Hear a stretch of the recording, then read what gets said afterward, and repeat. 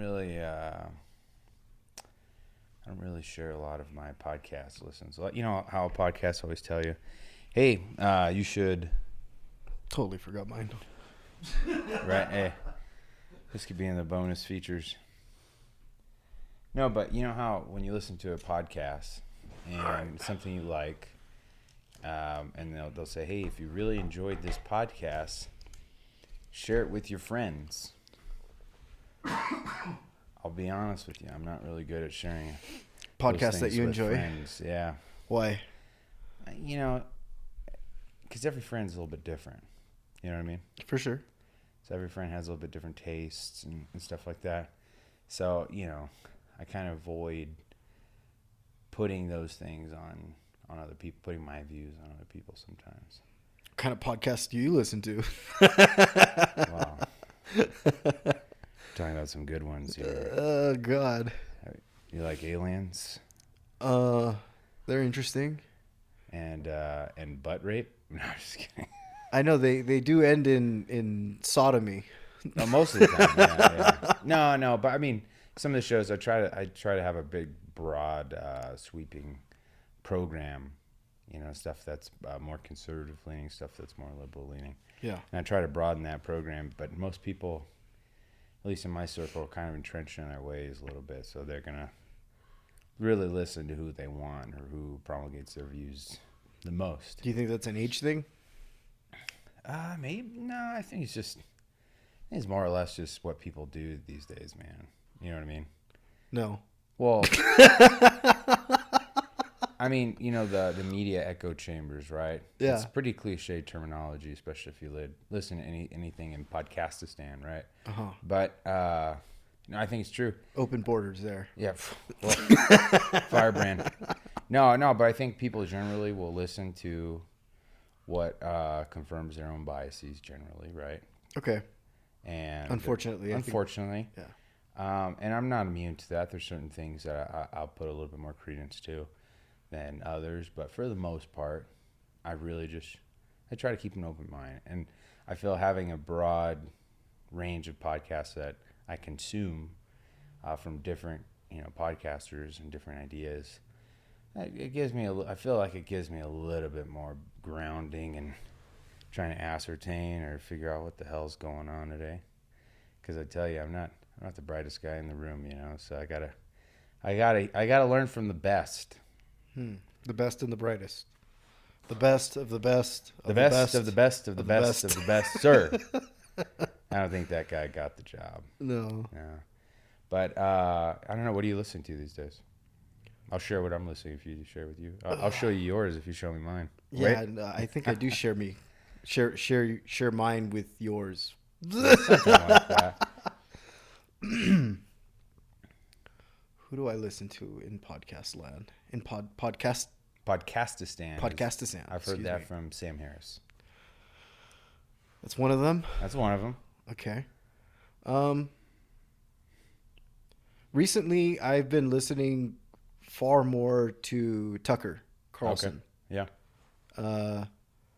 I listened to a handful of the Don Lemon or Don Lemon. Is it Lemon or Lemon? I've heard different things. I'm not entirely sure. And I think I'm not afraid to swim across different currents that I normally wouldn't tread. Yeah. And I guess this election cycle, I've made a concerted effort to want to listen to both sides on the extreme. Yeah. I'm not listening to mainstream news at all. And before we continue, what do you define as kind of mainstream news? The big players, the big ones, the Fox, the CNN, MSNBC, ABC, CBS, NBC. NBC, I think, yeah. Did I miss another one? NBC Channel 4. No, I think you got most of it. It's basically the mainstream. Would you say it's fair to say is all the major broadcast corporations? Generally speaking. Okay. And I think I could be misquoting, but I think it's like comes down to like 3 or 4 massive corporations, Yeah. corporate entities that end up owning everything in the long run. Yeah. When the buck stops, it stops there. Yeah, exactly. So, I'm not listening to that. I am listening to the people that got thrown out. So, when I do want to get my spoonful of politics, I'll also listening. I'll also listen to Breaking Points. Okay, yeah. And let's see. This is more on the podcast, not necessarily for news, but just to get another side would be Sean Ryan's podcast. I've never really listened to Sean Ryan. You know who he is? Yeah, Okay. I know the name.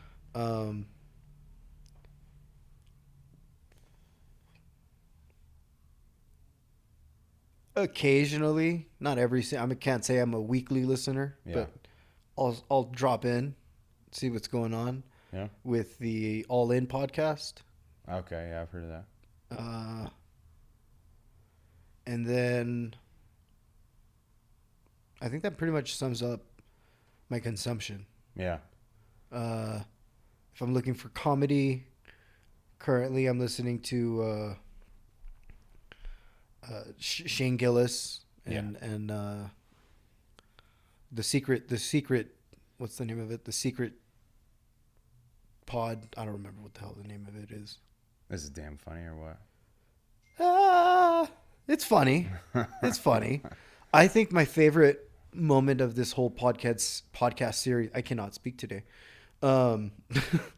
is too much smoked meats. Smoked meats. That's gonna be my excuse for everything. Too much smoked meats. Why are you late to work? Too much smoked meats. Hey. It might work. Yeah. They'll understand. Hey, why are you in the bathroom so long? Too much smoked meats. I'm American.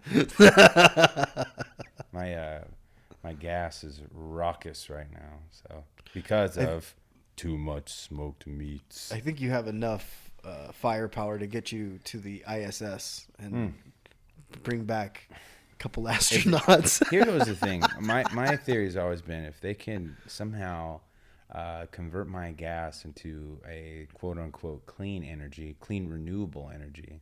It's not going to smell good, but it's going to be clean. I tell you that. If they can convert my gas into some sort of power, I think we can power the world, baby. That shit is. You don't want that job, bro.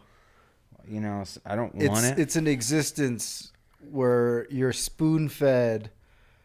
If not spoon-fed, probably if we're going to be the most efficient, it would probably be a liquid drip or straight into your intestine, via a tube of only beans. Hey man, and if it saves the world, potatoes and eggplant. Some of us can't all be heroes, and some of us are chosen. Yeah, you're the best of the best of the best of the best. Sir. My friend, cheers. Sure. Get there. No, it's a pretty good list though for podcasts. I listen to Crystal and Sagar, the Breaking Points. Sometimes, it's like sometimes. The good thing is, I'm glad I don't agree with everything they say. Okay. Because it allows me to, again, I'm not really arguing with anybody about these things, but it helps me better understand my own positions, right? When I disagree. So, but Crystal and Sagar is pretty good. Breaking Points. Sam Harris is one I regularly listen to. I like his insight on a lot of things, and some things I disagree with. But he's got, him and there's a whole group of people that they have this, and I'm not even going to really try to articulate it in any coherent way. Please. But, they have a really interesting belief that, Sam Harris is specifically, that there's no such thing as free will. And I think about it. Are we going there? Well, we're going to touch it just very, very. We're going to touch it very sensually and very, very quickly. Because again, I don't have the full understanding of the arguments to say, I think that's full of shit, or man, that's 100% right. But it's a good thought experiment, right? But Sam Harris's case is basically that free will does not exist, and that there's basically everything external of our own consciousness is responsible for some of the decisions we make. And like we have a lot better understanding of our gut biome, and depending on what kind of bacteria we have in our gut, that's going to be the type of cravings that we have for food. So it's like, oh, I really want a burger right now. Is that you really are actually deciding that you want a burger, or is that the gut biome that you have saying, hey, I want a fucking burger, and so therefore you're going to want a burger? And I'm like, yeah, man, I could use a burger right now. That sounds good. And so when you think about things like that, and obviously, again, and probably anyone who sees this and they see, oh, this guy he says he likes Sam Harris. He can't even speak correctly. It's probably, I'm definitely underselling his argument here. It's just We fascinating. have been drinking. Fair, but my point is, Sam Harris's argument is interesting to me. Do I agree with it 100%? I don't know yet. I think about it sometimes. That's Onyx, by the way. Onyx is a great dog.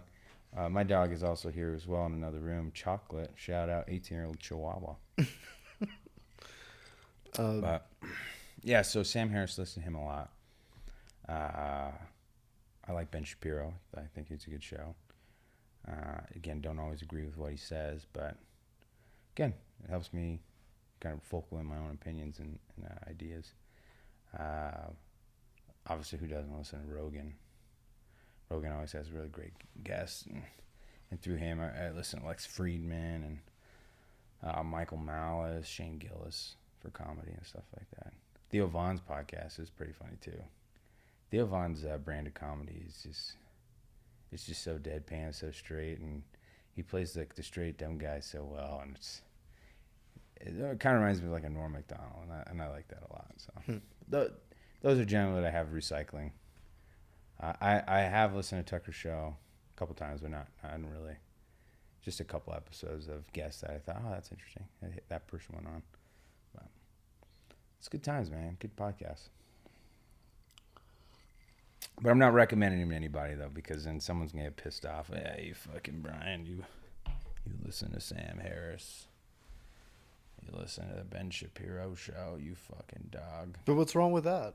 No, nothing's wrong with that, but I think so people are so ingrained in what they, in their own worldviews, that hearing something, whether it's a good argument or not, instead of hearing it and taking it for what it is, maybe challenging their own views, they're just like, nah, fuck that. That motherfucker's a racist. So, interesting stuff, though. Interesting stuff. But, yeah, man, how's everything with you? Same old, same old. Same old. John, I want you to take this opportunity to explain where we are. Oh. This is an important piece. We gotta know where we are in the world right now. Not the address, of course. But. We're in Sky Forest, California. Not too far from Lake Arrowhead. Yeah. It's a lake community. It's in the San Bernardino Mountains. I think we're up 5,000, almost 6,000 feet. Yeah. Just under. Yeah. It's like 5,862 or 5,762, something like that. Yeah. And yeah, this is my cabin that I just come out to and enjoy.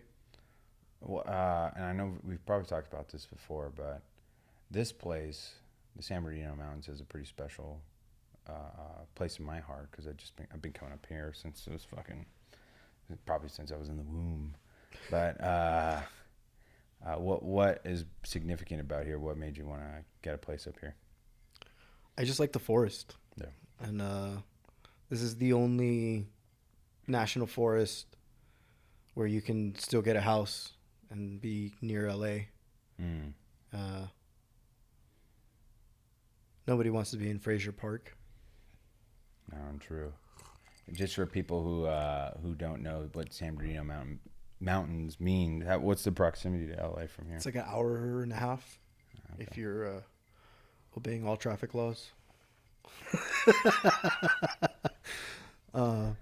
But We don't have to obey all traffic laws, you know. I'm No, just kidding. kidding. You should I'm obey all kidding. traffic I'm laws. kidding. Come I'm on. kidding. No, in all seriousness, I do love driving. I like driving fun cars, different cars. Yeah.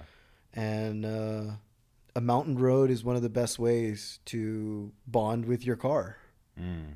And really, I think my appreciation for the forest really started when I was living in San Francisco when I was going to school out there. Yeah. Because in San Francisco, just an hour north, that's when you have all the Like the Russian River and all that. not just Russian, but like all the trees, Yeah. all the big trees. Yeah. Oh, the redwood forest. Exactly. I'm assuming you've been to Muir Woods. Yeah, 100%. Yeah. And so it's like that combined with the fact that when I was a child growing up in LA, my father, who did like 20 some odd years in San Francisco, working in the city, and so he had a previous marriage, and in there he had a whole nother life, right? Yeah. And he was working in politics, working with the city. He worked with Milk, right? Yeah.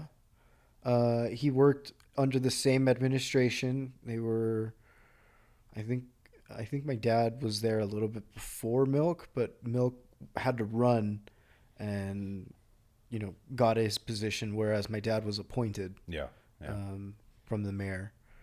And interestingly enough, I do know that when Harvey Milk and George Moscone were killed, one of the rooms that needed to get through to get to the mayor used to be my dad's office, but my dad had left, I think, a couple months previously to go to Nicaragua and work there. Gotcha. For a couple banks.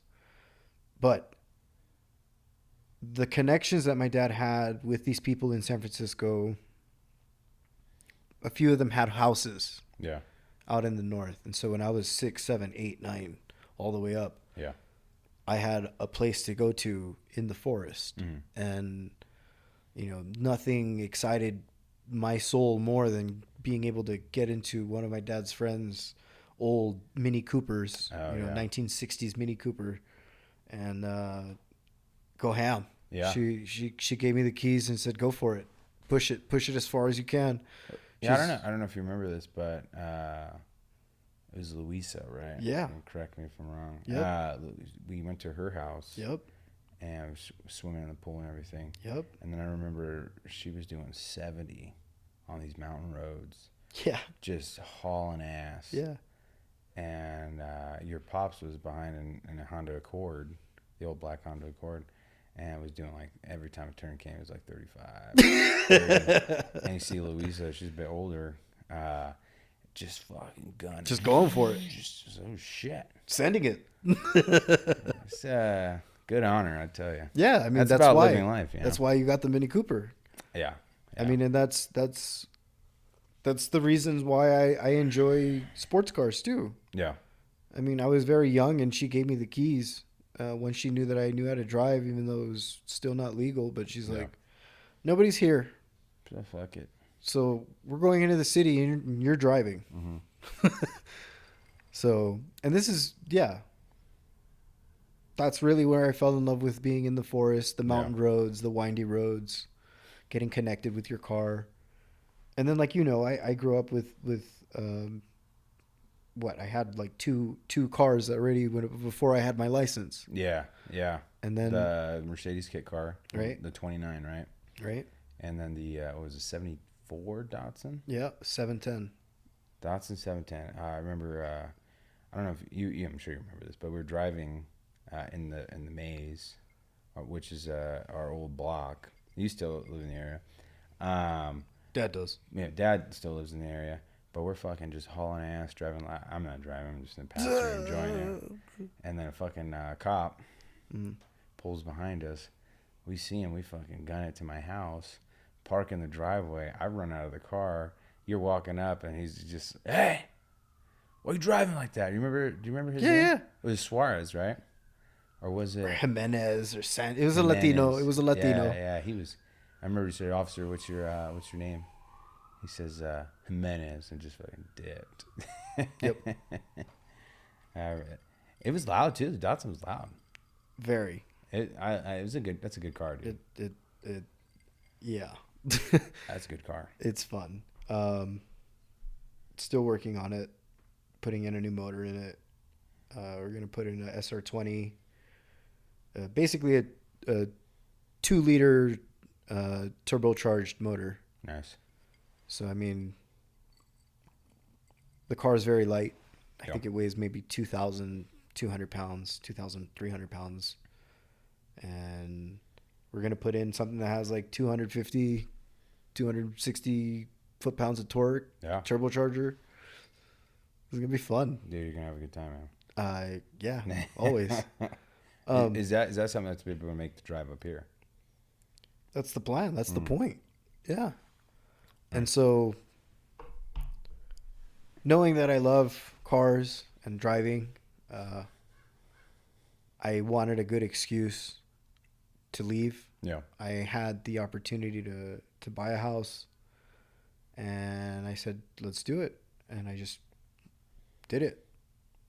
Went with it, bought it out in the mountains. Yeah. And I knew it was a commitment. I never lived with snow. Yeah. I never had winters. So it was a growing up learning experience at the same time.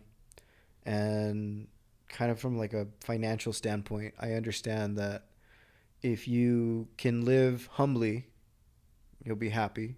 Yeah. This gives me happiness being here.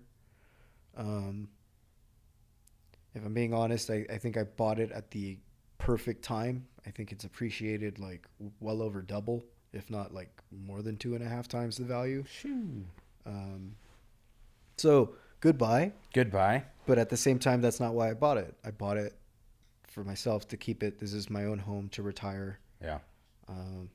Don't have to worry about anything. Yeah. And this is a good place for, hunting, really. It's not like there's a lot to hunt specifically out here. Yeah. But this is my entry point to get out. So now that my mom died and I'm taking care of my dad, if I do want to get out, this is going to be headquarters. Yeah. To make sure we have all the gear, everything's ready. Yeah. Cars ready. This is just HQ. HQ. And then once we're, that's why it's called the Foxhole. Shit. That was not an accident. John, one thing I've known about you for a long time is everything you do is very intentional. So Usually. That does not surprise me. Yeah. And so I have 2 nephews who absolutely love being in the forest. Yeah. One of them I think is going to go for it and is going to be willing to go hunting with all the boys.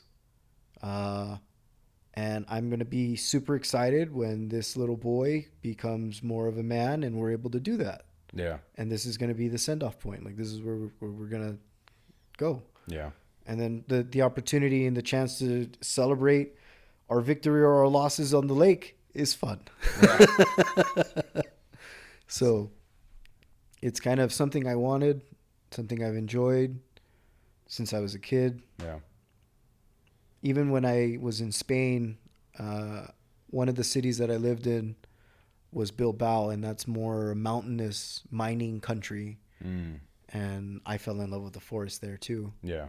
And I came in contact with an entrepreneur who really told me, if you ever have the opportunity to, number one, travel the world and get to see all of the different corners of the world, yeah, then it would be a lot easier when you do have your money to decide, this is where I want my corner to be. Yeah, yeah. And so immediately, once I had the opportunity to buy something, Mm-hmm. and it's kind of like now it's on my radar, like, oh Yeah. shit, I got some cash, let's do something. That was my first let's pull the trigger on not a forever home, but a forever home to get away. Yeah, forever getaway home. And so this is my forever LA vacation. Let's get the hell out of this madness that is the jungle and get into the forest. Yeah. And that's really why I bought it. Sounds like you got a book coming, dude. The forest. That'd be an interesting look, I think. I mean, shit, you've known me since I was a kid. You probably, just as much as I, wouldn't have expected that I buy a house in the forest. Like, that's probably, I think the trajectory would have been, oh, okay, you're going to go buy a condo in downtown LA. Like, oh, that makes sense. Yeah, yeah. That would have been normal. I think when you told me, I mean, because it's been a few years now, but when you told me that you were getting the cabin, it was a little, I wouldn't say surprising, but especially when you were telling me what your interests were and what I mean, because like I said, everything you do seems very intentional. So I can see the intentionality behind the purchase. And so it wasn't really surprising that you got it and you had your goals and just sort of your intentions in using this place. But the location was maybe like, oh, I didn't think about that. Especially since it's a place like I have a lot of connection to this place and a lot of, a lot of history here for personal history. Right. So it was more of a surprise, like, oh man, it's kind of neat to see that happen. And see you have a place in somewhere that I really hold dear up here. Likewise, I had no idea that my high school retreat, Yeah. and I'll take this moment and say thank you Okay. because Yeah. you're one of the You're welcome. you're one of the few friends that when I was recovering from my knee surgery, Yeah. you were there every day. I remember that. We'd hang out every day. Yeah. And so it was a little awkward when I had to go on a retreat and you weren't hanging out with me. And the retreat happened to be here Oh, okay. in, well, I'm not going to say where exactly, but Yeah. here in the mountains. In the mountains. And that's, on the way to get to my house, I have to pass through it. Yeah. And I laugh at it each time Yeah. because I didn't know where I was when I was having that. I was in so much, like, still pain and agony and painkillers. Yeah. Yeah. Yeah. I'm kind of clueless as to where we were. All I knew is that we were going into the mountains, and then it was like, oh, we're going into the hills. And Yep. no, clearly it was actually the San Bernardino Mountains, and we had a retreat there. I can't say that I had a coming to Jesus moment, but I had a lot of fun. Those are the things about some of those church retreats, man, is that they are pretty damn fun when you're a kid. Like, maybe there is a spiritual component that I think you can find some meaning and value out of. But I think most of the memories I have going on like church camp and those types of retreats, it's always been like, oh fuck man, these were good times.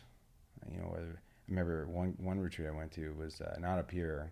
I have been to retreats up here, but one retreat we had go-karts like that the organizers they made, so they were like doom buggies, fat tires, like a rolling cage. I'm like this 8-year-old in heaven. I'm like, oh, this is the best thing ever. We were driving in like sand dunes and stuff like that, going up hills. Like, it was a damn good time. I still remember those things. That's good. I got stung. My first time I got stung by a bee was at one of those camps. That's a good place. Right in my neck. Right in my neck. First time I got fucking stung by a bee, I was playing tennis. Mm. And I think the bee thought that I was swatting at it. Yeah. And so then just kamikazed its way. You said, fuck it. Right on my neck, and that was it. I'm going to take you out first. That's his thought. Yeah. It's a preemptive strike. Yeah, no. Yeah, no, but camps have always been awesome, and especially camps up here have been quite a few. And just, I got a gnarly scar. I ever tell you this one? You've probably seen the scar. I got a gnarly scar on my leg, my thigh. You probably haven't seen it. If you'd be seeing my thigh, it'd be a little strange, right? No, but so it's probably about 18 inches. I've probably seen it then, You've bro. probably seen it. We've known each other for very long. You've probably seen it. No, but gnarly, like 18-inch scar on my leg. And it's pretty thin, but right at the top, there's maybe like a good 2 inches of where meat was drilled out of my leg. And it happened at one of these damn camps. Yep. It was a winter camp, so it was snow. We had to, got to hang out. It was hot chocolate at night. That kind of camp, very fun. And so, Diabetes. Anyways, for whatever reason, I've always, and it's probably because I am like I wouldn't call myself an underdog. I'm definitely not part of like the elite class. You know what I mean? Or Yeah. like in high school, not one of the popular kids. And I've always felt this more closely aligned with the misfits and the outcasts, and those have always You been were a my punk friends. rocker. I was a punk rock kid. Even back then, when I was like fucking 10 years old or whatever. But so there was this group. It was a bit younger kids, and we were having a snowball fight against this group of obviously older kids. And we were probably like 9, 10. They were maybe like 13, 14. And so, they were just fucking hammering us. And I remember very specifically there was this girl. I have an image of her, what she looks like in my head. I don't know if that's accurate or if that's just my memory. Just filling in making these shit up. But I kind of picture she, if I remember correctly, it's like a little redhead girl, and kind of think, I don't know, just very like, alrighty boys, let's get 'em. Like just way ahead of her time, really. She was like, oh boys, we're gonna fight till the end. We're gonna keep going and we're gonna win. Like, god damn, we got Winston Churchill over here. Shit. This is the best time of my life. I was out there fighting a war of snow and a war of territory, really. So these kids, they were destroying us. They were destroying. Everyone was leaving. They were picking us off one by one. And at the very end of it, it was just me and this girl. We were the last two. And I just said, hey, you know what? I got to cut my losses. I'm out. We're getting hammered. So maybe about 15 feet behind where we were at, we were like on this like ledge where, they have dirt mound and everything. About 15 feet, there was a small fence, no more than 4 feet tall. Easy to manage. In fact, I've hopped over this fence 100 times. Well, the 101st time was a very memorable time, to say the least. So obviously your feet are wet because of snow, and your grip isn't as good, right? Because you don't have the appropriate shoes. Don't have the appropriate shoes. I mean, like Vans or something Airwalks probably. For those who remember those. At least they don't have like the little the heel with the rollerblade. No, I never had those. That one. See, I might have been an outcast or misfit, but that was just way too uncool for me back then. No, so I make a run for it, and I run towards this black fence. And the fence, again, is small, right? Yeah. And there's nothing particularly sharp on it. Right. But for every other pole between the fence was not serrated, but it had a point, very small point, dull, even. So I'm running for my dear life after my brave and fearless leader out there. She just got demolished. So I hop this fence and I slip. I'm wearing jeans, very similar to the jeans I'm wearing now. And of course, where I slipped was where that barb was, and it went right through my pants. So the most crippling pain I've ever felt. I still made it over the fence. I don't know. I don't even remember how. And then I went to go sit down because I could not fucking walk. Yeah. For the life of me. I was in so much pain. I'm sure. And it was probably just shock and pain and a little bit of everything. So I said, all right, here's what I'm going to do. Just going to wait a second, then I'm going to walk to the nurse's station. So pain kind of subsides a little bit where I can kind of drag my leg along. And so I'm dragging my leg to the nurse's station. It's not too far from where we were at. And that's when I get to the nurse's station and find out that it's completely empty. The nurse is not there. And so the only other nurse's station is in the main kind of auditorium area of the camp. And That was probably a good half a mile from where I was at, maybe a little less. But when you're fucking paying, right, half a mile seems like forever. So I stumble my way up, and I go to see the nurse, and it's this guy. He looks at it, and I was like, he sees it, show him the leg. The chunk of meat that was missing was probably about an actual quarter. You could fit a whole quarter into my leg, and I could see it looked like the white. Oh, dude, I was having it looked terrifying. It's the scariest thing I've probably ever seen at that point. And I asked, first thing I asked, is he going to need stitches? And he fucking knew. He's a nurse. Yeah. Of course he knew it was going to need stitches. And he goes, nah, I don't think so. Let's just put a little butterfly bandage on it. Maybe it'll close up. Yeah, fucking right. This thing was this fucking long and maybe this thick. It was pretty gory. So go to the hospital. Sure enough, it's gonna need stitches. And the fucking doctor, I remember he was like, I'm gonna numb the leg. So he's like, hey, watch this, kid. And he puts the syringe into my leg to put to numb it.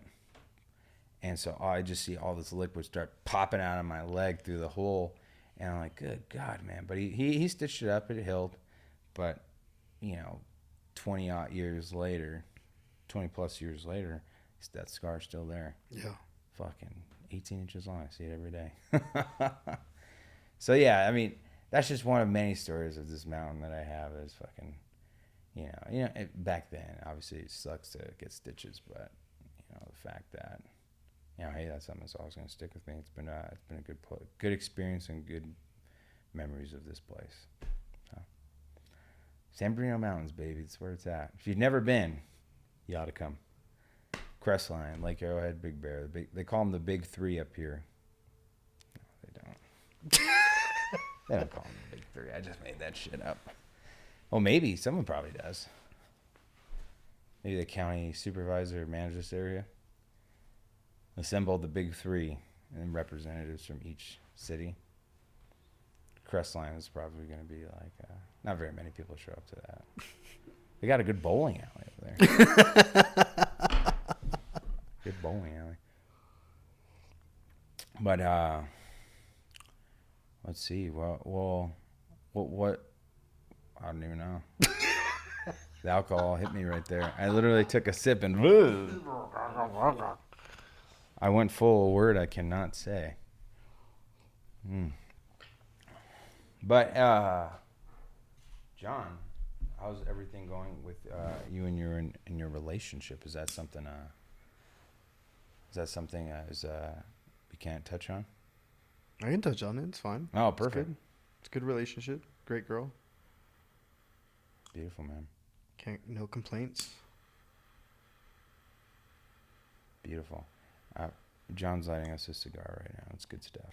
Actually, that one's probably a little dried out. No, it's fine. But it's a good one. It's from where? Mayflower Cigars. Speaking of Ben Shapiro, it's their company. No way. Yeah. Okay. I think it's, if I'm not mistaken, I think it's Nicaraguan. I wouldn't be surprised. It's some of the best leaves and tobacco. Oh, that's good. Left Cuba. That's really good.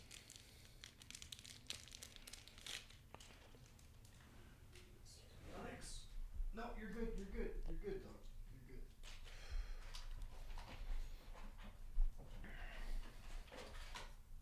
good. The guillotine. I got two in there. If you hear that, that's the Doberman. That's Onyx. Don't think you'll see him, but Onyx is a good dog, dude. He was very, so we have, for obviously, but our Chihuahua's here. My wife and I are here. Yep. She's doing some studying in the back with our Chihuahua. And this guy, he's an old motherfucker. He's 18 years old. yeah, my dad's calling him Biden. He's like, here goes old Joe Biden. It's just as useful. Yeah. Actually, chocolate. He's a brown Chihuahua, chocolate colored Chihuahua, hence the name Chocolate. 18 years old. He's my wife's dog from many, many, many years ago. As in fact, she was there when he was born. Wow. All those years ago. But he's been through 3 families. Ours being the third. It was Doris's family. Then they had to give him up for a long time. Then Doris's sister got him back last year, and then we took him from her a few months ago. But he's a good guy. Good guy. Blind. Legally blind. I wouldn't trust him operating a vehicle. Right. Maybe operating in the country, though. He might be good at that. He might be one of those, I don't know, what's his name, Joe Biden? Might just be just as successful. You got to build back better.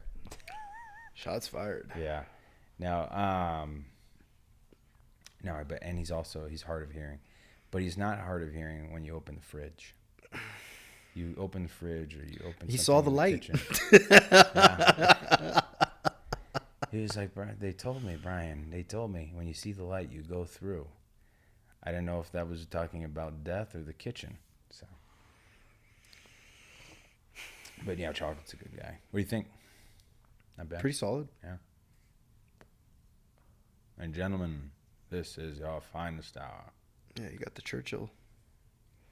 I really like the label. I think the label's sweet. That's really the main reason I bought it, because I thought the label looked nice. Not because you support Sam Harris. Well, I support Sam Harris. You can say it. Yeah, I like Sam. Oh, you mean Ben Shapiro? Oh, this is Ben Shapiro's? Yeah, Ben Shapiro. I thought you said this was... Sorry, I'm losing it. No, all good. Well, Michael Knowles. I don't really listen to his show. Who's that? Michael Knowles. He's one of the Daily Wire guys. Okay. Yeah. But, yeah, fuck it. I bought it from their website. Not bad. I think they're pretty good. And it's not totally unreasonable for 7 sticks. That's not the box, right? The red one? Yeah. No, that's my box. My Doris bought me that. Right. Yeah. Okay. The little sleeve is, so that's what it came in. But kind of transition a little bit. I know I asked you about your lady. I've been married now. I can't believe it. It's been over 2 years. Right. And it's been a pretty great 2 years for the most part. I can't believe it really almost feels like yesterday that we got married. A lot of great memories with that wedding. We got married in Venice, as you know. Italy. Venice, Italy. Not Venice, LA. Not Santa Monica. Well, Venice, LA would have also been an experience, getting married there as well. To watch up some junkies shoot up while we, say our vows. That would have been sweet. She would have loved it. She would have loved it, man. It would have been memorable in different ways, but still memorable. But no, we got married in Venice, Italy, and what was interesting about it. So when we got to, so we took a plane, LAX, and we flew into Frankfurt, Right. Germany. But it was a shitty situation. As soon as we landed in Venice, or in Frankfurt rather, we got a sandwich, good German sandwich. Yeah. Yeah, fucking loved it. It was tasty. And then we were supposed to catch our connecting flight to Italy, to Venice, Marco Polo Airport. Interesting. It's just a fun name. I don't know. Do you think air traffic control does that? Marco Polo. It was there.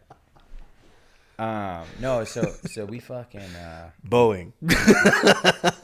This episode is brought to you by Boeing. Quality planes, safe in the skies. Even better in space. This episode is brought to you by Boeing. Quality aircrafts in space. Yeah. Isn't that the one missing? Well, okay, never mind. Anyways, so we're in Frankfurt, and it's almost time to go board. Like, it's getting close to the boarding start time. So we're there. Doris says, "Hey, Doris, my wife, She says, hey, I need to use the restroom. I said, okay, I'll hold your stuff. So she goes to the restroom, and I'm looking at my phone. I get an email from the airline, Lufthansa. Lufthansa. Mm-hmm. They said, and it's a headline that I didn't think was real, but it said your flight was canceled to Venice. No way. And I said, wait, what? I didn't really believe it at first. So I look at the email. Sure enough, our flight got canceled. And so Doris gets out of the bathroom. I said, hey, our flight was canceled. We need to figure this out. And she was like, yeah, right. You jokester. You're kidding about that. And I said, no, our flight was fucking canceled. And so we fucking end up going to the customer service line, which was 10 miles long. Everyone saw the email before me, apparently. So we're fucking just, Onyx took a nice fart right in his nose, actually. Even he was shocked. He's cleaning his undercarriage there, and he just farted right in his face. Anyways, so we're standing in line, and so I had a wise idea. I said, hey, you know what? While we're standing in line, I'm going to call customer service. And so I'm calling customer service while we're waiting in line. And so it's a German airline. I don't expect them to be like the best English speakers. But yeah, they would. Well, I'm glad my expectations were low because they were met. All right, so they hired immigrants. It's possible. I'm not going to say definitively, but it was possible. But Bro, you've been to Germany. Yeah. I've been to Germany. 100%. They speak English. 100%. Those weren't Germans. It did not sound. The individual on the other line, if I have to be completely honest, did not sound German. Okay. He did not have the Guten Tag. Mm. Hello there. Welcome to Lufthansa Airlines. How can I assist you today? Nothing like that. And that was a terrible German accent. But so I get on the phone and it says click whatever number for English, and so I'm on the phone. And I'm not only a person who doesn't speak good English. Probably should have hit German. But yeah. But that's actually a lesson. If you're ever stuck in Germany and you get on a phone line. And you speak English. Press 1 for German, 2 for English. Fucking click 1 because they're going to send you some English speaker who does not know how to speak English. So I got on the line with this guy. And not only did he not speak English, but he don't disrespect to the man, but just not very bright, and it was the most frustrating experience to say the least. The guy, so I'm telling him what's going on. I think I repeated it maybe 10 times what our situation was, and so he finally says, "Okay, I can rebook you on another flight. Here's what I'm going to need you to do. I need you to go get your checked bags because I can't book you for this flight because you've checked your bags in already." Right. And I was like, well, sir, the bag, I have no way to do that. Like, what are you talking about? Yeah, sorry, I can't do this unless you get your checked bags out. I was like, sir, the bags are in, limbo right now. I don't even know where the bags are. Can you just book the flight and we can figure out the bag situation? Because it's just going to get transferred. It's all in the same airline. And he says, sorry, I can't do that. Once you get the bags, just give us a call back. Okay, do you have like a direct line? Oh, no, just call the general line. Mind you, I had been waiting on the fucking phone for like an hour with this guy. So finally, though, we made it to the front of the customer service line. And this guy was squared away. I think he might have been an Italian guy working in Germany. I was like, hey, man, listen, here's your situation. How can you help us? He said, if he had a cigar, this would have been him. Follow me. He's like, all right, take passports. Gets all information. Makes the fucking change. He's like, you're flying to Rome and then to Venice. Have a good trip. That was all he said. He said like 3 words to us. And so we got to Rome. And we fly to Venice. But by the time we get to Venice, the water taxi is fucking closed. Sure. So we take it's like 11 p.m. We barely missed it. And we get to the fucking, the combination of Highlands. And our Airbnb was only like a mile away. We walked many miles before. What's 1 mile? That's easy, right? No. I was thinking, oh, the bridges, they're not stairs, right? It's just a bridge. You just walk over. All these motherfucking bridges are stairs, and you're going through them. You're like, fuck, man, and you're going through alleys, and you don't know where the fuck you are. But we made it. It took us like over an hour to get to where we are. We had my wife's wedding dress, my tuxedo, all of our luggage. It was just a mess, but we made it. That was the important thing. And when we actually got married, we got married on a gondola, and we went through the canals, and it was a really nice experience. And then but the best part, the memory that really sticks with me is we were having dinner like on the Grand Canal where you could see the Rialto Bridge just to the left of us. And we're sitting, it's like that cafe, European cafe style, you're outside. We're still in our wedding attire. So, we share a bottle of wine, we eat some good food. It was honestly some of the best food that we had in Venice. And then we were walking. Everyone is out and about. Like it's a little late, but people are still like eating dinner and having a good time. And as we were walking, there was like maybe 3 or 4 restaurants that we have to pass to get back to the Rialto Bridge. And dude, everybody, there was like a wave. People just stood up and were clapping for us as we were walking back to the bridge. Fucking gives me chills now. Oh my god, that was a great memory, dude.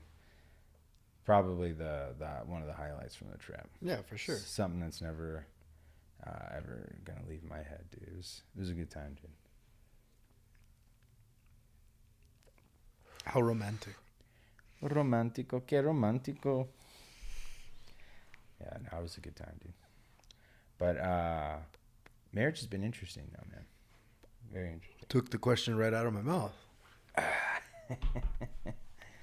No, marriage has been interesting. I still think we're kind of in a newlywed phase, right? We just bought our first condo together, and Congrats. thank you.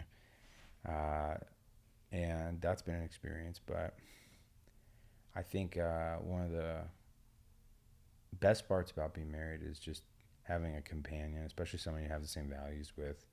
Having a friend just by your side, you come home and always talk to you about anything, and it's been fun. Like any relationship, I think there's conflicts and stuff like that, right? Disagreements, but it doesn't feel like when there's disagreement, it lingers for a long time. You know what I mean? Like I feel like we have a disagreement. There's still some soreness. There's still some soreness, right? A little bit sometimes. But it's like when you don't see your buddies for a long time, you just pick it up where you left off, and there's no feeling like time has lapsed or if you've lost anything. You know what I mean? Mm-hmm. But I think coming back to sorry, I think coming back to the basics though, like one thing that I've really focused on in our marriage is kind of like how you're intentional about how you do your decision making, right? And how this whole Foxhole retreat, very intentional decision with a lot of with an eye towards the future, right? And I think that's the same thing in a relationship that's worked well for us, is that we've been able to be very intentional with one another and make sure that even because I fucking dude, I work fuckload. Yeah.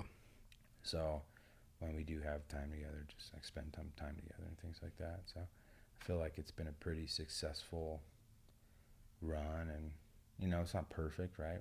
Nothing's ever perfect, but we try to get to that point, and she's been great to me, more than I can even ask for, dude. Like having a woman like that, she's awesome. That's great. Yeah, man. So I would say for most people, I think marriage is a good thing. But you got to get married for the right reasons, though. Sure. Because I think sometimes, people think that being married with the person they're with is going to solve their problems, and it's not. If anything, it's going to illuminate and highlight the problems more so, especially when now that one person is expected. Like in a marriage, I feel like you're responsible for each other, right? Mm-hmm. You got to take care of each other. So if you get married because you feel like that's going to solve some issues internally in the relationship, negative. Yeah, no, never. It's a recipe for disaster. Yeah. Yeah. And then too, I mean, I think you got to, if you get married, it's important to find some common values. Yeah. Obviously, no one's going to be 100% the same, and I don't think you want someone 100% the same either. You want someone to challenge you and give you some different perspectives on things and so on. But at the end of the day, there's certain core values I think that we both have that I think, sort of lay the foundation for us, and it's good, man. It's good. So, anyone want to get married, make sure you get married to someone who fucking who's your friend, someone you can really have these common values and common goals with, and someone who you're willing to just sacrifice and give up your time and energy for, but intentionally and with grace. Right? I think those are important things. Yeah, I think a lot of people treat marriage almost as like a set piece, as a checkbox kind of, and it's not going to make you happy if you're not already happy. You know what I mean? Sure. It's just going to make shit worse. And if you don't know how to be, I don't know, if you don't know how to be content too, I think, like how to just, I think there's a difference between being content and then settling too, right? But some people just don't know how to be content. And there's certain things you should be relentless about, and I think you should be relentless about your marriage. But you also got to learn to just enjoy and be happy with those kind of quieter and smaller moments. I think those are important. Right. But I don't know, what are your thoughts on marriage, dude? I'm not married yet. But, no, I agree. I think if you don't know who you are and you don't quite understand the other person, and there's no real, we're doing this for your benefit, for my benefit, for the future of us together as people, as happy people. Yeah. Because I think ultimately, I mean, that's part of the reason why you would get married, right? You're ultimately you're happy with the person. Yeah. And 100%. you want to continue that. Yeah. And you're going literally through all this ceremony to express that. Yeah. And I mean, that's why you got the applause that you got, because you took that step and you said, this is my person, right? Yeah. And yeah, I think I don't know, I'm not up to date on the youth, the young people. You're not bussing? I'm not Dude, some of the language, man. I don't even get it. It's wild. But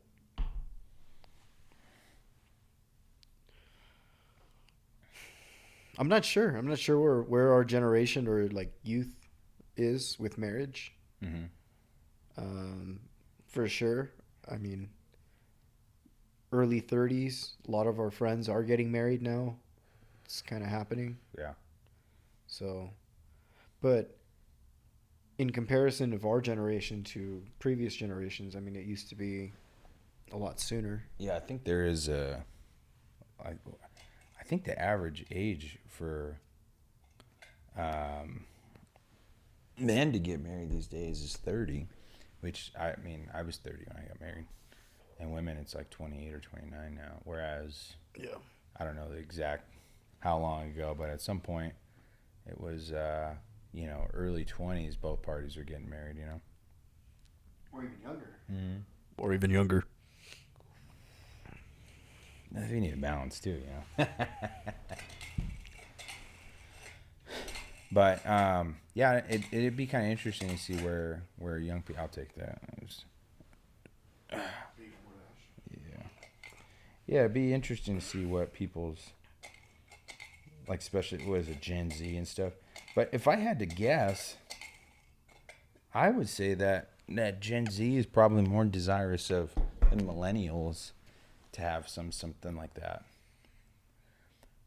I think there's a real hunger for meaning, right? People, I think there's definitely like people struggle with knowing what their purpose is, and so when you have, I think, in the kind of age that we live in, I'm not gonna just scapegoat social media. I think it's a component, but a lot of it is just the way we consume media, right? The attention span. There's so many factors in play that I think it's easy to be just disconnected and feel like you have no purpose, right? Okay. Um, and so I think people long for some purpose And connection. and connection and something, right? You know, they need to have something of meaning in their lives. I think marriage is definitely, in family, they fill those needs and desires and purpose. You're living for something greater than just yourself or your desires. I mean, we're very hedonistic, right? I think in how we do things, right? There's a lot of value in the human body, let's say, right? OnlyFans and all this other shit. I'm not here to judge anyone who consumes that or creates those things. That's not my intent. But I do think that sometimes for some people, those are just, you know, empty fillers of that fill that time when really they internally they desire something more. But, uh, Hmm. I mean, you think about it, like people always love a good story about, you know, heroes, and people always love those stories about success, and especially when it comes to marriage, right? People love marriage success stories. Like we tear up when we see an old man talk about his wife on her deathbed or as she's passed. That there's a lot of value into those 50 years of being together. And I think people long for that type of connection. Sure. But how do we get that? I think I By don't think. taking a risk. Yeah, it is a huge risk, 100%. I think a lot of people will say, well, hey, those 50-year marriages are way back when, the inequality between the man and the woman. Those things are, obviously gender roles are huge, but it doesn't mean that doesn't mean that people can't have purpose-driven lives, right? It's still the phrase, but I think in a marriage, as long as everyone's intentional, treats each other with respect, love, and gives, and both parties give, right? Yeah. I think you can have a really successful marriage, and it doesn't have to just be like, hey, the woman does this, the man does that. I think there's obviously, and even back then, there was always interplay and changes of what people did and what roles they took and hats they wore. It's just, I think people can still have really successful marriages without necessarily being confined to any particular role. But roles are important too, right? Because it gives you direction. I think people who have direction and discipline, I think those are people the most, balanced and, are able to live the most content and happy, intentional lives. It's good stuff, man. Shit. I don't know.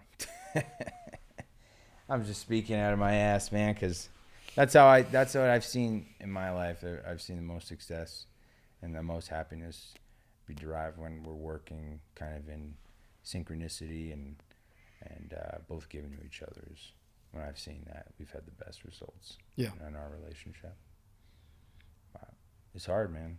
Especially when the culture tells you that you are the most important, that your desires are the most important, and you must fulfill those desires in order to be happy. Which I think most of the desires are hedonistic in nature, or So we're going back to your free will.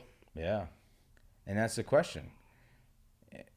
Who knows, man? The problem I have with the no free will argument is if you, even if it's true, let's just say it is true for a second, the illusion of free will, let's just say it is all a fake and we don't have that. I think people still need to feel empowered in their lives. And if you give someone an outlet saying, hey, you don't have any control about the decisions you make, they're all predestined in some sort of way or predetermined based on your biology, your genetics, what, the environment around you. Like, you have no control in matter. And it's like, well, why do I do what I do? Well, why do I do what I do then? What's the purpose of going to work? What's the purpose of continuing society rolling? And if you don't have a choice in the matter. What's your thoughts? Because it looks like you got some thoughts. I know you've thought about this topic.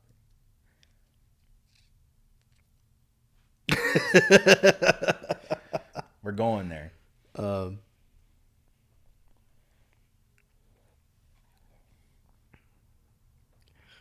I think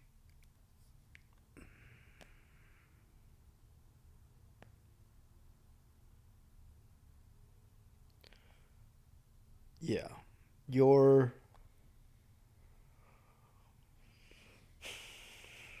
I think the best reason, when you get into the fundamental, reason for living, like why are we still alive as opposed to just committing suicide? Mm-hmm. Like if we're going that route, We just crossed the barrier. is because I believe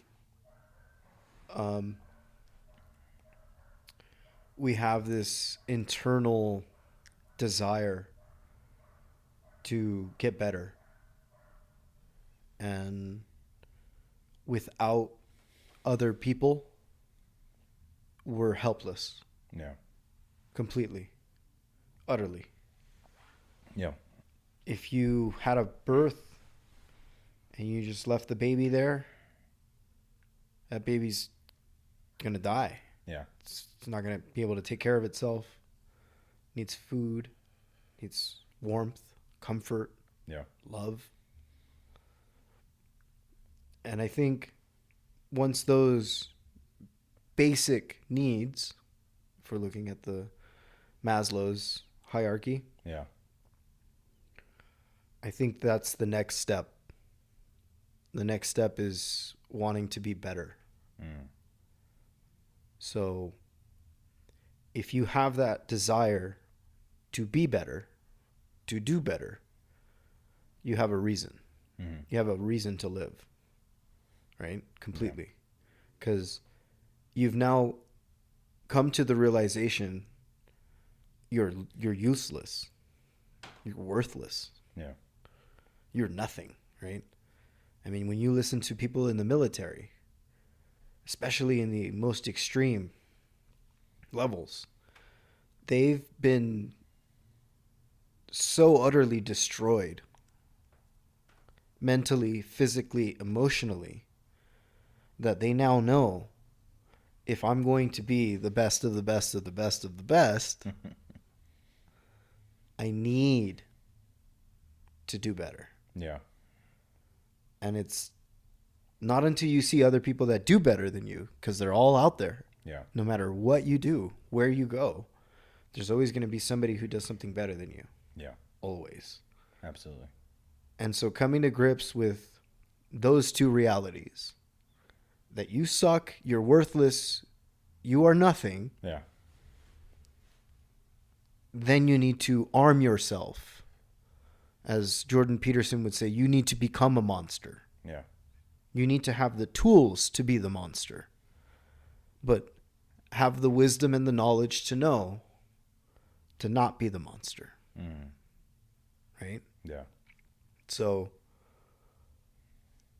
if you can understand that, come to grips with it, accept it, hold it, and then let it go and be willing to improve Yeah. because it's a process, Yeah. right?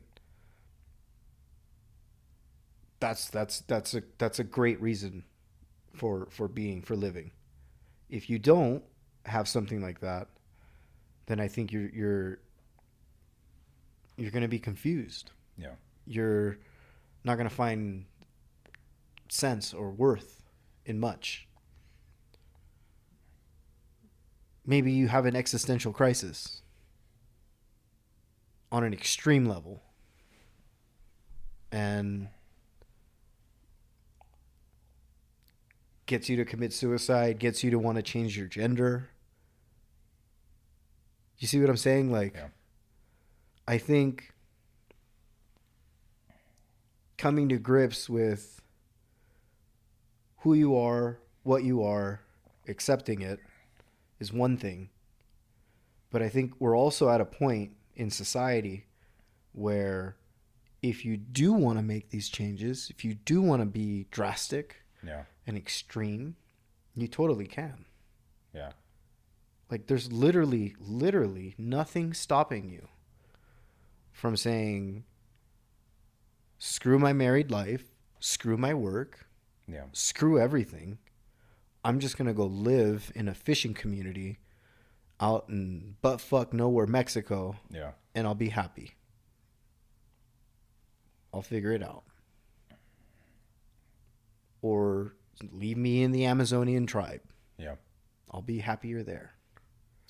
That's interesting, man, because one thing I've been thinking about is, and this is probably some other philosopher. I don't know who to credit. But one thought I've been having is I think people in any situation can be good or evil. And I think, and good It's or a evil. choice. Yeah, exactly. And I don't think, And that's your free will.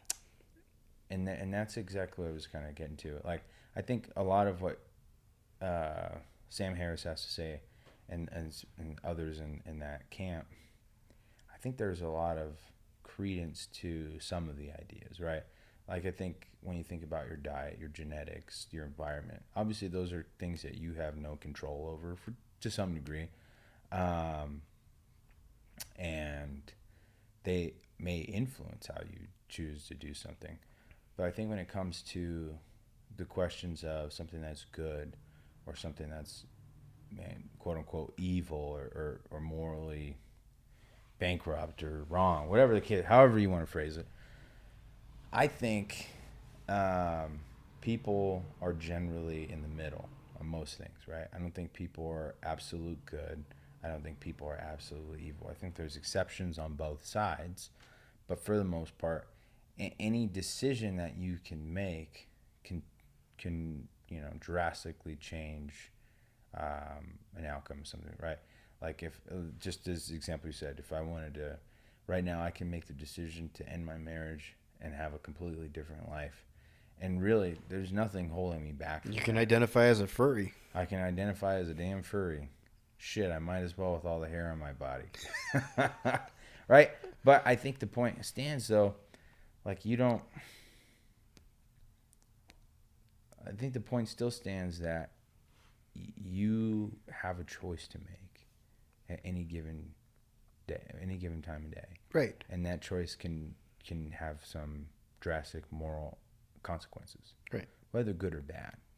And so, yes, I think there's some aspects of the fact that free will, total free will, 100% absolute, I control every bit of every decision I make. I give some credence to the fact that maybe that's not totally true. But I do hold the position that at the end of the day, I can make a decision about how I want to pursue something in my life and how I manage my relationships. And that can either affect me negatively or positively or, whatever frame you want to put on it, right? It's just different, Right. right? any decision can have a different outcome than what the current decision that I made, right? Like by choosing to be faithful to my wife, you know, by choosing her over some other situation, whether it be another woman or whatever. By doing that, this is the outcome that I would get based on that decision, and that can totally change. You know, there was a, I guess an old study. I don't remember. It was about the police department, and so at the police department, I don't know what agency that looked at, but this I think it was, I think it might have been an officer, not a study, but an officer had said basically at the police department, there's 15% of the people who follow the rules 100% of the time, and 15% of people who follow no rules, and they live on the other end of that spectrum. And the rest of them, the others 70%, they're in the gray. And I think that's, do we like that number for civil servants? Probably not. But I think generally speaking, that's where people are. You're always making decisions that are going to affect you and put you into the morally correct camp or the morally wrong camp. But yeah, and I don't know. That's one of the things that's holding me back from saying, hey, I think Sam Harris is, and the people who promulgate those ideas, that they're the ones who are. I mean, that's probably the most accurate ideas of life that they pursue, and to be fair to them too, they don't say, hey, this is 100% true and I'm right and you guys are all fucking wrong. The bell curve is 100% true. Okay. And that distribution, whether you want to agree to it or not, is real. But it is your choice to say, okay, if that's where I'm at on the bell curve, yeah, and I want to go up, or I want to get up to the next level or the next level, yeah, what are you going to do? How are you going to get better? Well, no, I agree with you. I definitely agree with you. But the next problem is that now there's too many choices. Yeah. So there's too many possibilities. Mm-hmm. So you're overwhelmed with decision fatigue. Right? That's me every time I'm at a restaurant when you see the fucking menu and it's this thick. It's probably not a good restaurant. Yeah, right. That's what In-N-Out may make it so simple. They have a secret menu that they don't post on their... But everyone knows what it is. Everyone knows what it is. But then when you see the menu, it's like, you're really struggling with decision here. Do I want 2 patties or do I want 1? You're right. Well, 2 sounds better than 1, so I'm going to get fucking 2 patties. And 2 cheeses for good measure. Or you be weird and you get the Flying Dutchman. Have you gotten that before? Absolutely. That's good, man. It's one of my favorites. Or 4x4s. Do you remember back then they used to do unlimited numbers? Unlimited numbers. But then, somebody pushed it to the extreme. Yep. And they said, sir, we are not going to sell you half the cow. I think they capped out at like 30 something, like 30. Jesus. Like That's a lot of fucking meat. And cheese. That's My question is, did they put pickles on it? Why? Oh wait, In-N-Out doesn't have pickles on. You could You pickles on it, right? Are we running out of camera space? I think we might be.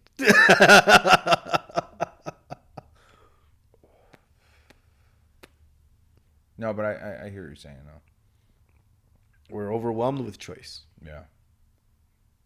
And I think that's what helps create the idea of saying you have no choice. You have no freedom. Yeah. Right? And on the extreme side, that would be Klaus Schwab saying you will own nothing and you will be happy. Horrible. Terrible. That was good. Good terrible impression. Yeah, thanks. But I definitely think that paradigm is real. Yeah. Just like I also am very aware that old money is real. And that ain't going to happen. You're not going to magically make it. You have to have a commitment to say you're going to do something extreme. to get extreme results, right? Yeah. So, and I don't think most people want to be on the fringe like that. Yeah. There's definitely a push for people to do entrepreneurship, which is probably one of the first things that throws you into the gauntlet of having to figure out that you need to get better and that you suck Yeah. and that every decision that goes wrong is your fault. Even at the highest levels, Yeah. you're running a multinational corporation, buck stops with the CEO, starts at the top. Yeah. And that's not to say that that person is the best either. Could be somebody else working the mailroom who probably would do the job much better. Yeah. But for whatever reason, they haven't succumbed to becoming a better person to make it there. Yeah. Right? Yeah. Because I've met people who are high executives and are dumber than a fucking bag of rocks. Right? Yeah. I mean, we can all think about, supervisors or managers that we worked with, or people who had positions over us, and just in regular work, not even just CEOs, but people who, at least in as objective as you could possibly view, that didn't deserve that position. Right. Yeah. But that's life. Yeah. And it's how you get back up when you get pushed down. Yeah.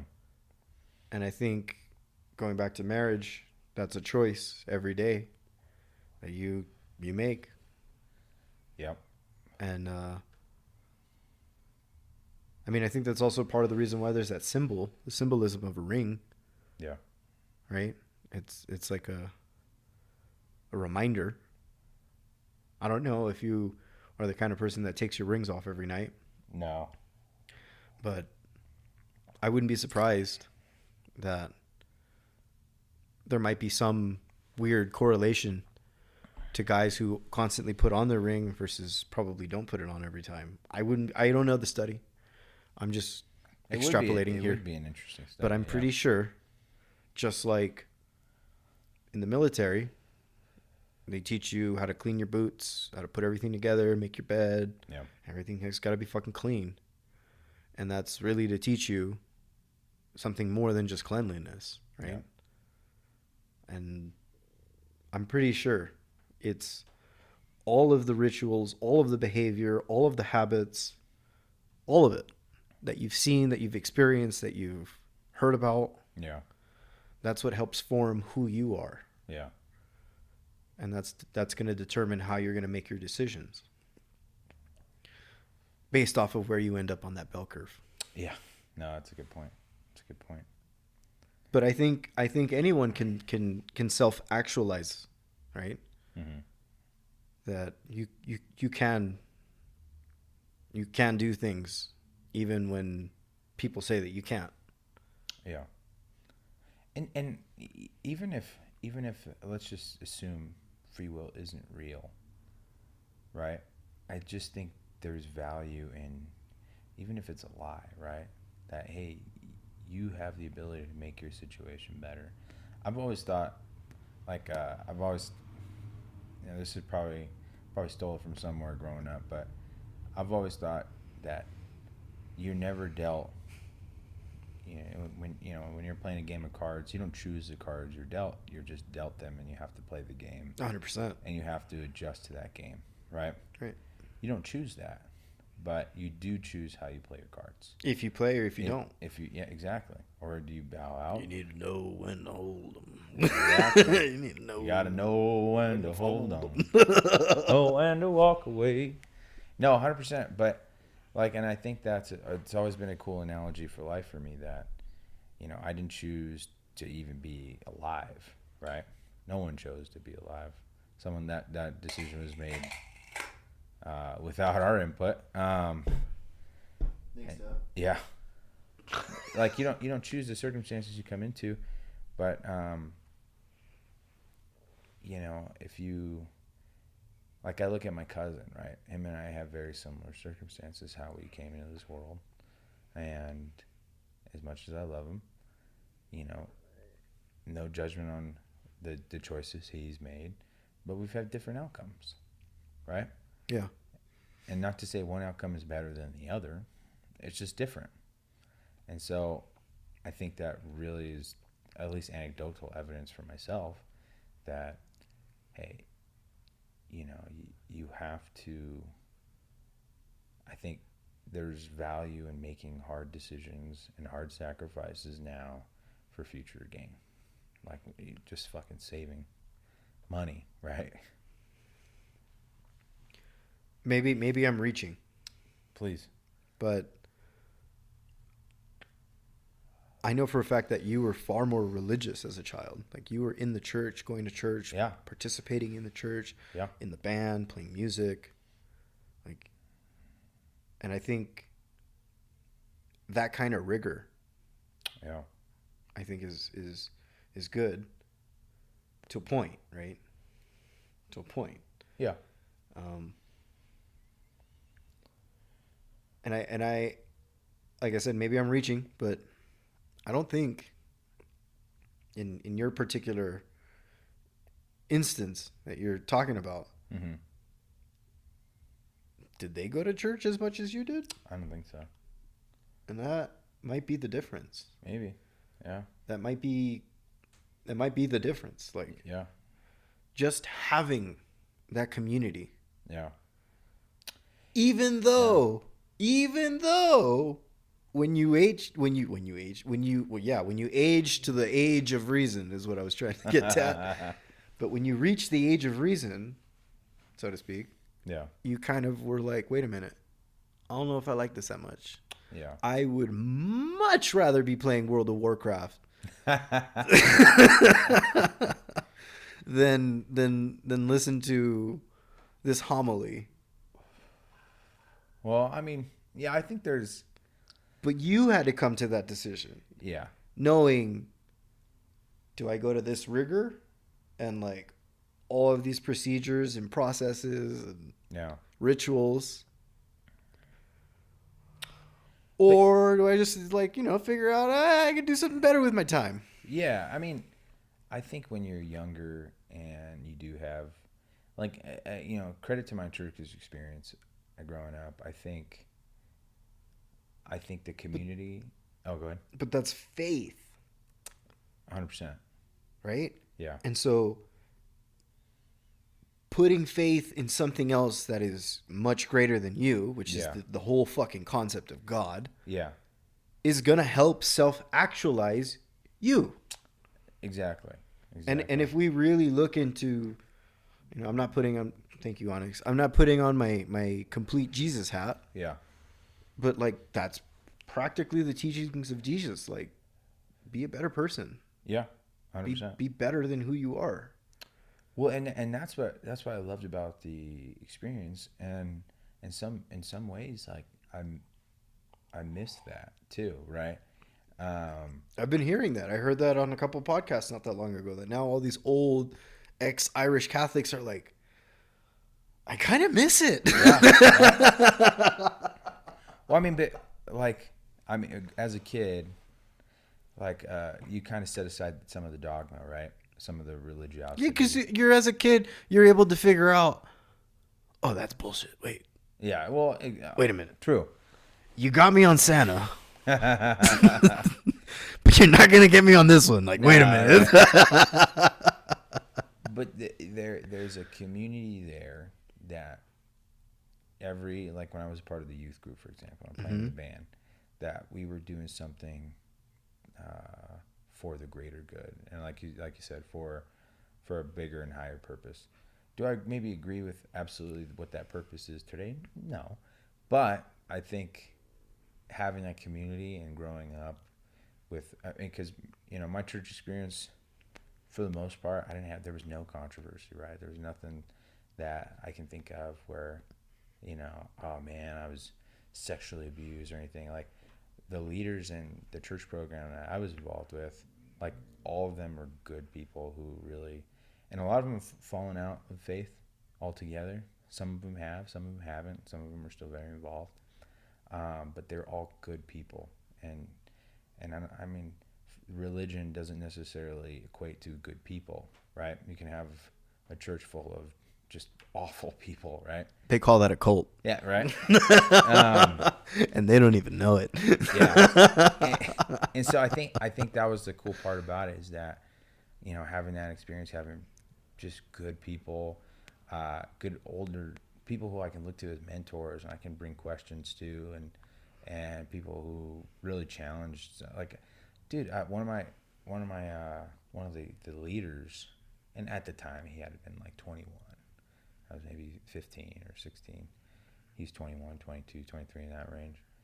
He was studying philosophy, and so he's fucking introducing from church. He's introducing me to Richard Dawkins, Soren Kierkegaard, uh, Sam Harris, Daniel Dennett, all these characters, and he didn't agree with what their prescriptions were or what their ideas were exactly, but just the fact that that was the kind of group that, hey, we can talk about these bigger conversations, right? Because if you read Nietzsche, and Nietzsche says, hey, God is dead, or you read the first sentence in The God Delusion by Richard Dawkins, if I remember correctly, is something like, God is not real.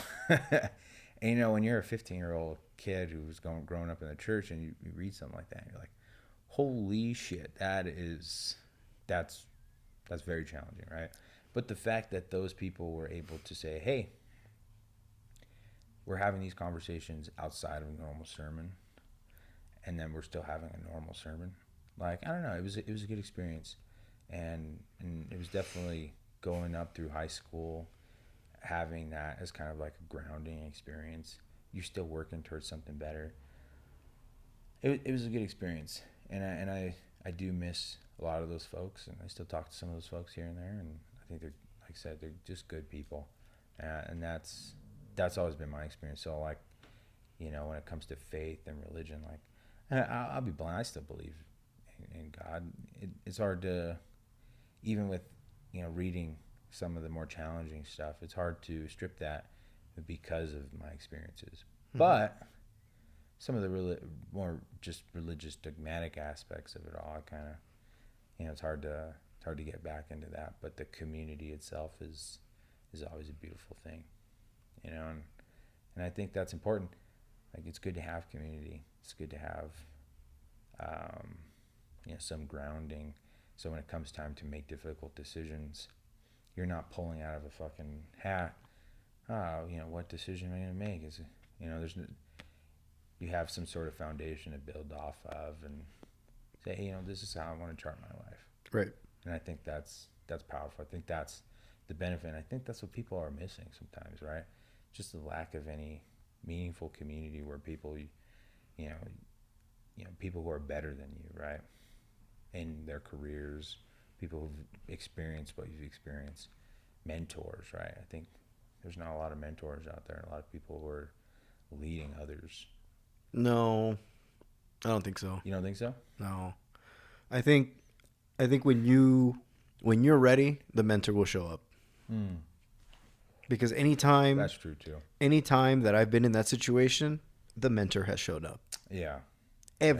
Every time. Okay, I guess maybe rephrasing what I'm saying is that. But that's part of the faith. Like. Yeah. I don't want to get all woo woo, but like that's part of the faith. No, 100%. But what I'm saying though is I think there's just, because there's a lack of community, whether it's religious or non-religious, whatever. I think it goes back to faith. No. But hear me out. What I'm saying is, I think there is a lack of faith, right? And so because there's a lack of faith, there's a lack of people desiring mentors, desiring that challenge and stuff like that. And the people who do, though, the people who are actually going out there and holding on to not just faith, but are seeking others who are better than them. Like I said, there's always going to be someone who's willing to mentor you and guide you along the way. But I think that's part of the benefit of the internet. Yeah.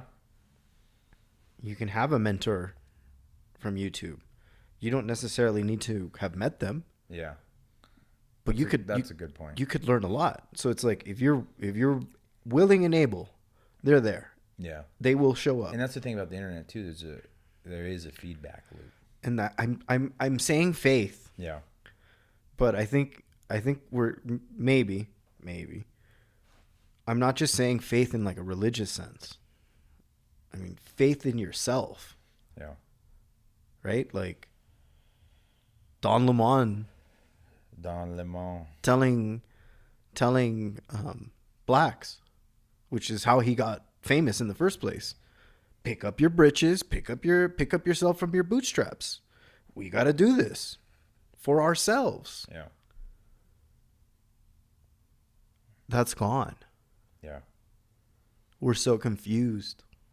We don't trust our leaders. Yeah. Look at politics right now. Yeah. There's no faith. You either have the extreme, I love Trump, or I love Kamala, or I'm just pro-Dem. Fucking shit. That's all. Or I'm pro-Dem, right? Yeah. Do you want me to hold it? I gotta clean this shit.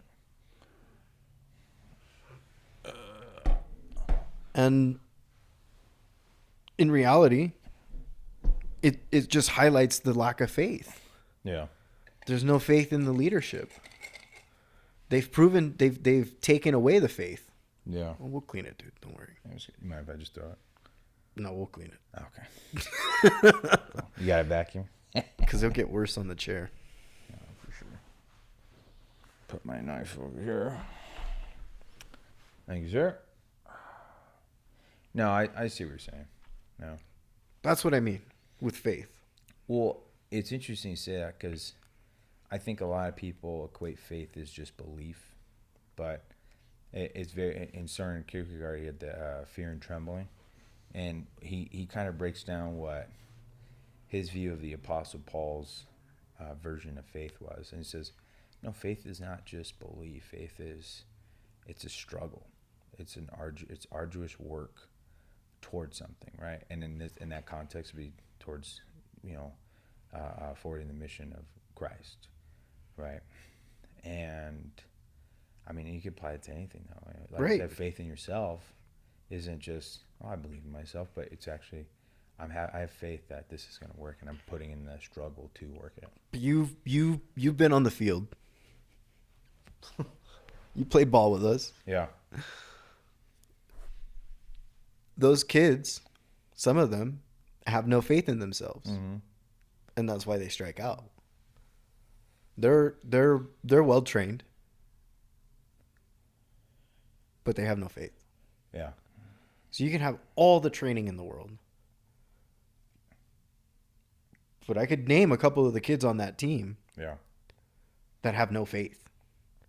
That maybe they have a little bit of faith, Yeah.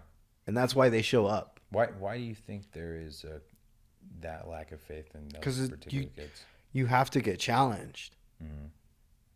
And being challenged is difficult. And it takes a lot of effort to get in that situation in the first place. Yeah. Right? Yeah. I mean, these are kids of they're poor. Yeah. They're not well off. So it's a struggle to figure out how to get them a league, get them good training. It's not cheap to play ball. Yeah. It's not cheap to play any sport. And to have faith that you're going to succeed on the court, No. or on the pitch, or on the field when somebody's throwing the ball at you. Yeah. It's hard. I think about it too. In moments in my life where I tell myself, I'm not going to be able to do this. Like I have a very vivid moment when I was in fifth grade, rather. There was this, it was a camp, a science camp. And there was this obstacle course that everyone had to do. And there was this one particular part that I told myself, I can't fucking do that. There's no way I'm going to be able to do that. Yeah. Is that all right there? Okay. And as I'm walking, I'm waiting in line to go my turn. I kept telling myself, I can't do this. I can't do this. I can't do this. I can't do this. And so when it came to my turn, shocker, I didn't do it. And and that was a really eye-opening experience for me, and something I still think about today, is that, you know, your mindset and how you approach things. Like, why would I have been surprised after I failed at that moment that I failed? I've already set myself up for that. You know, I told myself from the get-go that I had no chance.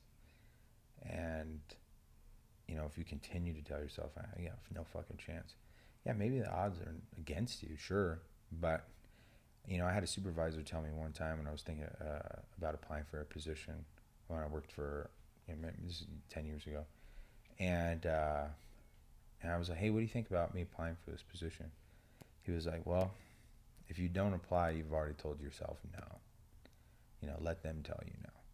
And I was like, oh, that's the most square way advice ever.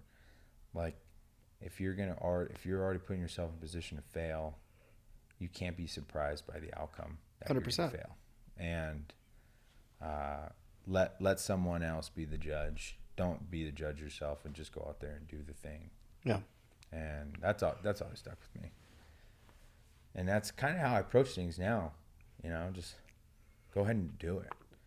And if it's not the outcome you wanted, well, at least you didn't stop yourself from trying, and then now you know where you can improve. Right. Whereas if you just fucking, I'm not gonna do it, you're never ever gonna get to that point where you can figure out what you need to actually fix to be successful. I'll never forget that 5th grade camp, dude. The life lesson in that. Yeah, no, 100%. It's wild, dude. Absolutely wild.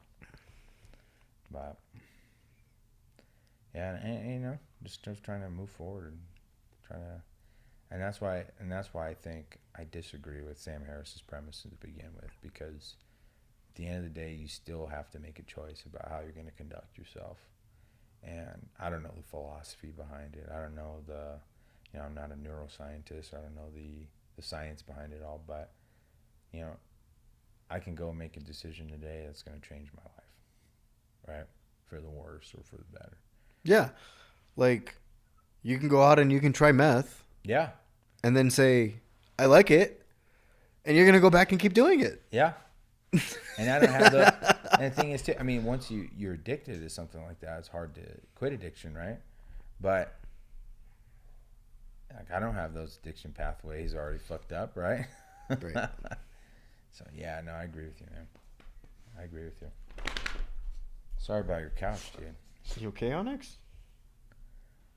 The dog here just got the zoomies, stretching it out, ready to run. Let's call it. See where we're at.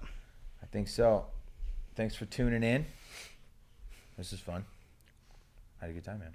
For sure. John, until the next one. He's fucking smoking a cigar, dude.